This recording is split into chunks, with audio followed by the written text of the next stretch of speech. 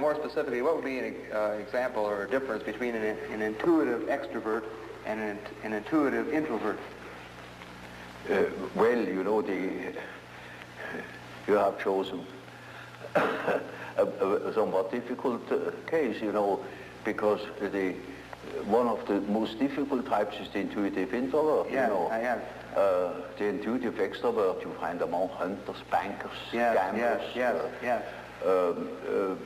That is quite understandable. Yeah. But the introvert the introverted variety is more difficult because he has intuitions as to the subjective factor, namely the inner world. Yeah. And of course that is now very difficult to understand because what he sees are most uncommon things, and he doesn't like to talk of them.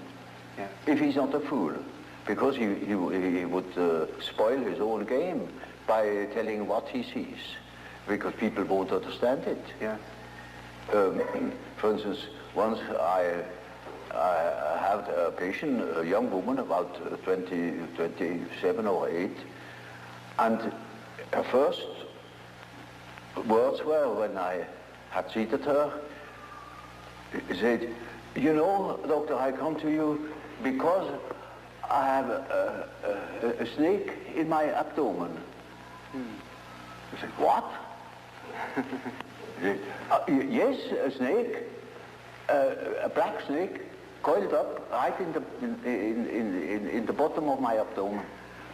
And I must have made a rather bewildered face at her. And she said, "You know, I don't mean it literally, but I should say it was a snake. It was a snake." You see? Now, you see, our further conversation a little later was that she said, that was about in the middle of our treatment, that only lasted for 10 consultations. She had foretold me, "I come 10 times, and then it's all right." I said, "How do you know?" "Oh, I got a hunch," you see. Yeah. And really, about the 5th or 6th hour, she said, "Doctor, I must tell you, the snake has risen. It is now about here." Hunch. And then on the 10th day, I said, "Now, this is our last hour, and do you feel cured?" And she said, beaming, she said, "You know, this morning, it came up and came out of my mouth, and the head was golden." And those were her last words. Now, you see, that same girl, when it comes to reality, she came to me because she couldn't hear the step of her feet anymore. Yeah. Because she walked on air. Yeah. Literally. Yeah. She couldn't hear it, and that frightened her. And when she came to me, I asked her for her address. And then she said, "Oh, pension so-and-so. Well, it is not just called pension, but it is a sort of pension. And it is, I never had heard of it." Yeah. And I said, "No, I'm curious, I never have heard of that place." "Well, it's a very nice place," he said. You're curious enough, there are only young girls there, very nice and very lively young girls. And they have a merry time. I often wish they would invite me to their merry evenings. And I said, "But do they amuse themselves all alone?" He said, "Oh no, there are plenty of young gentlemen coming in, and they have a beautiful time, but they never invite me." It turned out that it was a private brother. Yes. And she was a perfectly decent girl, you know, of a very good family, not from here. She had found that place, I don't know how.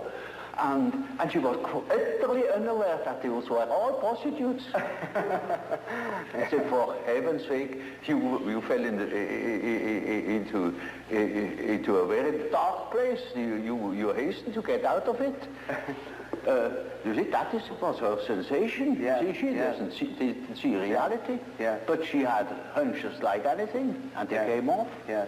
Now, you see, such a person cannot possibly speak of her experiences.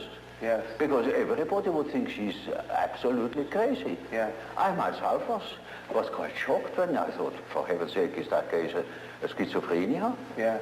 Yes. Because you don't hear that kind of speech. right. But she assumed that the old man, of course, knows everything, and he even understands such kind of language. Yeah.